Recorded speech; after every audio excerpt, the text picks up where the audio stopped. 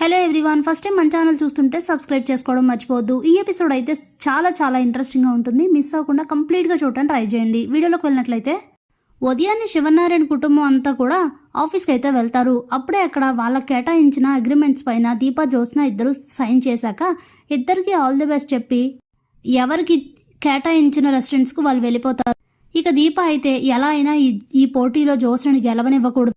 తను గనక గెలిచి తన చేతికి పదవి వెళితే ఎంతో మంది నష్టపోతారు.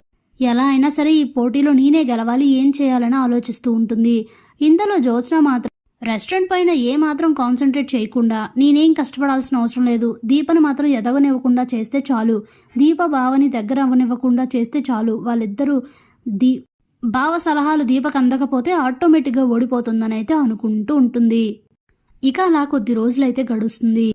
ఓ రోజు ఉదయం ఆఫీస్కి బయలుదేరుతూ ఉండగా జ్యోత్స్న చాలా నీరసంగా ఉండడంతో కళ్ళు తిరిగైతే పడిపోతుంది. వెంటనే పారిజాతం డాక్టర్కి అయితే ఫోన్ చేసి రమ్మని చెప్తుంది. డాక్టర్ వచ్చి చెక్ చేసి మీ అమ్మాయికి మ్యారేజ్ అయిందా అని అడిగితే లేదని చెప్తారు. మరి జ్యోత్స్న ప్రెగ్నెంట్ అని అయితే చెప్తుంది డాక్టర్. కుటుంబం అంతా కూడా షాక్లో ఉండిపోతారు. ఏం చెప్తున్నారు డాక్టర్, మీరు సరిగ్గా చెక్ చేశారా అని అడిగితే కరెక్ట్గానే చెక్ చేశాను, కావాలంటే మీ అమ్మాయిని ఒకసారి హాస్పిటల్కి పంపించండి, రిపోర్ట్స్తో సహా అన్నీ మీ చేతికి ఇస్తానని చెప్పేసి అక్కడి నుంచి అయితే వెళ్ళిపోతుంది. ఇక అందరూ ఏంటి, ఎందుకు ఇలా అయింది, అసలు ఇది నిజమా కాదా అని ఆలోచిస్తూ ఉంటారు. ఇంతలోనే జ్యోత్స్నకు మెలకు వస్తుంది. ఏంటి జ్యోత్స్న, డాక్టర్ నువ్వు ప్రెగ్నెంట్ అంటున్నారు అని చెప్తే జ్యోత్స్న కూడా ఏం మాట్లాడకుండా సైలెంట్గా అయితే ఉంటుంది.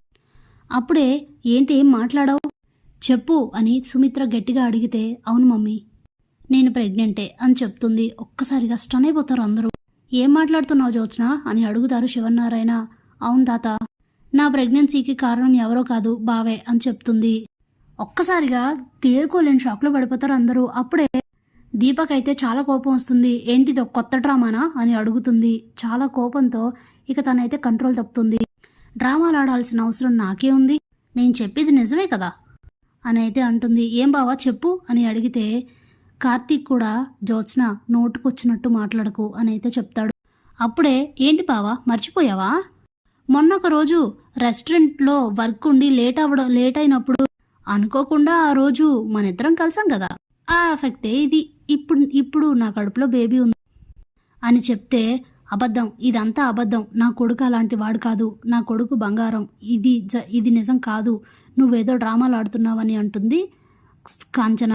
నేను చెప్పేది నిజం అత్తా అని అంటే అప్పుడే దీప వచ్చి జ్యోత్స్న అయితే లాగిపెట్టి కొడుతుంది.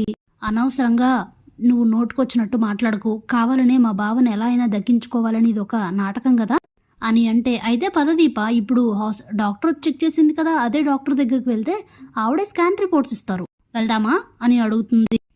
అప్పుడే సుమిత్ర నా కూతురు అంత గట్టిగా చెప్తుందంటే కారణం ఉండే ఉంటుంది అని అంటుంది. అదేంటి తనని సమర్థిస్తున్నావు అని అడుగుతాడు దశరథ్.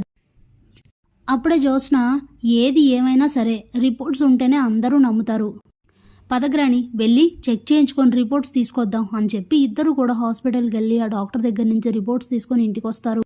ఇదిగోండి కావాలంటే చెక్ చేసుకోండి, బావ బ్లడ్ శాంపిల్స్ కూడా ఇచ్చాం, DNA టెస్ట్ కూడా బావ బేబీ అనే వచ్చింది, కావాలంటే చూసుకోండి అని అయితే చెప్తుంది. ఇక దాంతో చాలా బాధపడుతూ ఉంటారు అందరూ. కార్తీక్ అలాంటి వాడు కాదు, ఇదే ఏదో చేసుంటుంది అని అయితే దశరథ్ అనుకుంటూ ఉంటాడు. అప్పుడే కార్తీక్ లేదు నేను అలాంటి తప్పు చేయలేదు, ఎప్పటికీ దీపే నా భార్య, ఇదంతా ఏంటి అని ఆలోచిస్తూ ఉంటాడు. ఎంత గుర్తు చేసుకున్నా తనకైతే గుర్తురాదు.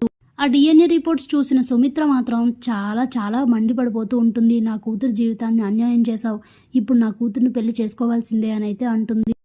చేసుకోకుండా ఏం చేస్తాడు మరి, జ్యోత్స్న మెడలో కూడా తాళి కడతాడు కార్తీక్ అని అయితే చెప్తాడు శివనారాయణ. తాత అని అంటే ఇంకేంట్రా తాత, కట్టి తీరాల్సిందే, మరి దాని జీవితాన్ని అన్యాయం చేస్తావా అని అడుగుతాడు. అప్పుడే ఎవరికి ఎవరు అన్యాయం చెయ్యక్కర్లేదు అనుకుంటూ కావేరి అయితే వస్తుంది.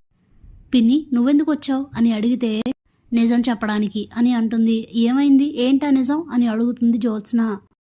అప్పుడే మీ మనవరాలు మీ ముందే ఇలా అంటున్నందుకు క్షమించండి అని శివనారాయణతో చెప్తూ, నువ్వు అసలు ఆడదానివేనా, నువ్వు అసలు ఒక మనిషివేనా, ఒక మనిషిని దక్కించుకోవడానికి ఇలాంటి ఆలోచనలు కూడా చేస్తారా అని అడుగుతుంది. అసలు విషయం చెప్పకుండా ఏదేదో మాట్లాడితే నువ్వు మా ఇంట్లో ఉన్నావని గుర్తుపెట్టుకో అని అంటుంది జ్యోత్స్న. అవునా, నీకున్న ప్రెగ్నెన్సీ అబద్ధం, కార్తిక్ని దక్కించుకోవడానికి ఇది నువ్వు ఆడుతున్న నాటకం అని చెప్తుంది. షాక్ అయిపోతుంది జ్యోత్స్న. అదేంట తనకెలా తెలుసా విషయం అని ఆలోచిస్తూ ఉంటుంది. ఏం మాట్లాడుతున్నావు? అబద్ధం చెప్పాల్సిన అవసరం నాకేంటి? ఇదిగో రిపోర్ట్స్ అని చెప్పి చూపిస్తే ఆ రిపోర్ట్స్ కూడా అబద్ధమే. ఎందుకంటే నువ్వు డాక్టర్ని మేనేజ్ చేసావు కాబట్టి, ఆవిడకు కొన్ని డబ్బులు ఇచ్చావు కాబట్టి ఆవిడ రిపోర్ట్స్ అన్నీ నీకు అనుకూలంగా వచ్చేలా ఇచ్చింది అని చెప్తే, కావాలంటే ఆ రిపోర్ట్స్ని ఒకసారి సరిగ్గా చూడండి, దాని మీద ఎక్కడ జ్యోత్స్న పేరు కూడా ఉండదు అని చెప్తే కార్తీక్ ఆ రిపోర్ట్స్ తీసుకొని చూస్తాడు. అవును, ఎక్కడ జ్యోత్స్న పేరు కానీ ఏవి లేవు ఇక్కడ అని చెప్తే, అసలు ఇదంతా నీకెలా తెలుసు అత్తయ్య అని అడుగుతుంది దీప. జ్యోత్స్న డాక్టర్తో మాట్లాడడం నేను విన్నాను. మొన్న ఉదయం నేను గుడికి వెళ్తే అక్కడ జ్యోత్స్న ఆ డాక్టర్తో మాట్లాడుతుంది. ఎవరా అని వింటూ ఉంటే ఇలా నాకు ప్రెగ్నెన్సీ వచ్చిందని అబద్ధం చెప్పమని ఆ డాక్టర్ కొన్ని డబ్బులు ఇచ్చింది. ఆవిడకి డబ్బులు ఇవ్వడం నేను ఫోటో కూడా తీశానని చెప్పి ఫోన్లో చూపిస్తుంది. అడ్డంగా దొరికిపోయానని ఆలోచిస్తూ ఉంటుంది జ్యోత్స్న. కానీ అది చూసాక శివనారాయణకి ఆవేశానికి అంతులే ఉండవు. ఇక దీప అయితే జ్యోత్స్నని చిత్త కొడుతుంది నిజంగా. అలానే సుమిత్ర కూడా చాలా దారుణంగా కొడుతుంది. నువ్వు అసలు ఇంకెప్పటికీ మారవు, నీలాంటి దాన్ని కన్నందుకు సిగ్గుపడుతున్నానని చెప్పి చాలా గట్టిగా వాయిస్తుంది. ఏం చేయమంటావు మమ్మీ, భావం దక్కించుకోవడానికి వేరే ఆప్షన్ లేక అలా చేశాను అని చెప్తుంది. సిగ్గులేదా మాట అనడానికి అని చెప్పి శివనారాయణ కూడా చాలా తిట్టేసి, ఎవరో బయట వాళ్ళు అయితే ఇంట్లోంచి గెంటేసే వాళ్ళం, కానీ నా మనవరాలు అయిపోవడం వలన నేనేం చెయ్యలేకపోతున్నానని అనుకుని చాలా బాధపడుతూ అక్కడి నుంచి వెళ్ళిపోతారు. అప్పుడే దీప కావేరిని కౌగిలించుకొని చాలా ఏడుస్తూ, చాలా థ్యాంక్స్ అత్తయ్య, చాలా కరెక్ట్ టైంకి వచ్చి నా జీవితాన్ని కాపాడావు, లేదంటే చాలా పెద్ద మచ్చే పడేది అనుకుని చాలా బాధపడుతూ ఉంటుంది. మొత్తానికి చాలా హ్యాపీగా ఫీల్ అవుతారు అందరూ కార్తీక్ పెద్ద ప్రమాదం నుంచి బయటపడినందుకు. Thanks for watching.